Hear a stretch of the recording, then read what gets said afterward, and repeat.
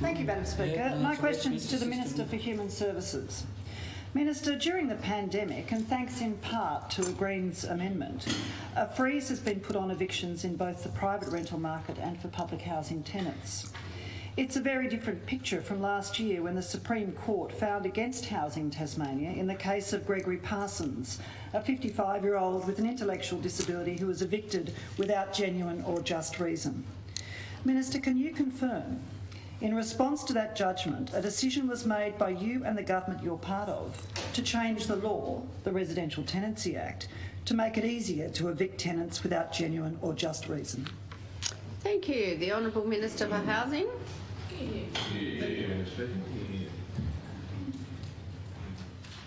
Thank you, Madam Speaker. I thank the Honourable Member, Leader of the Greens, for her question. I'm not aware of any changes proposed or undertaken regarding making it more difficult to change the law.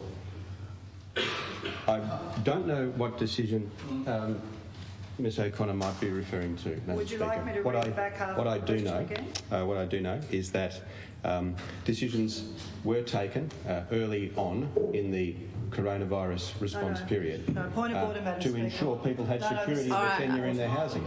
Oh no, this is very important, Madam Speaker. Relevance. It's not about the pandemic response. It's about a decision made by government to change the law to make it easier to evict tenants. Thank you. Yes, I don't think that's a point of order. Prior to the Madam Speaker, to change the law, the government needs to bring the law to the Parliament and argue its case.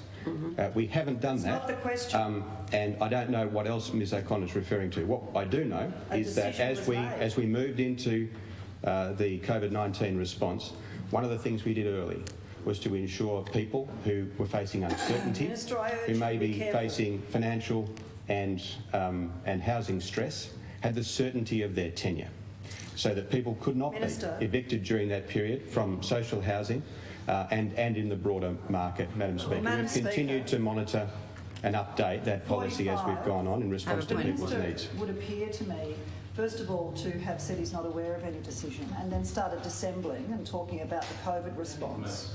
The question is, was he part of a government decision to make it easier to evict tenants before the pandemic? Sorry, Minister, it's not a point. It's not a point of order. Madam Speaker, there's been no change to the law. Any change to the law needs to happen through this Parliament, Madam Speaker. Thank you very much.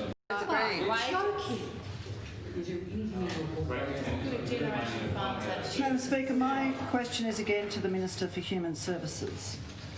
Minister, in response to our previous question, you said, "I'm not aware of any changes proposed or undertaken. I don't know what decision Ms O'Connor might be referring to." Minister, that is untrue.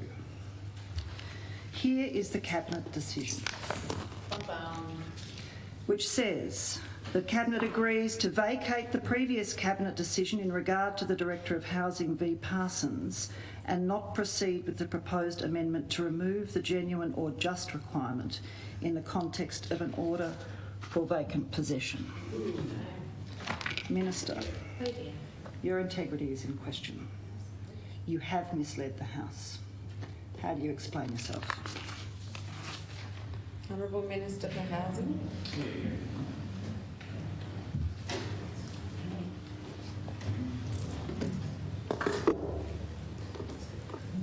Thank you, Madam Speaker. Thank you, Honourable Member, for her question. I would be happy to review the Cabinet record and the decision referred to and take further advice on the matter. Thank you.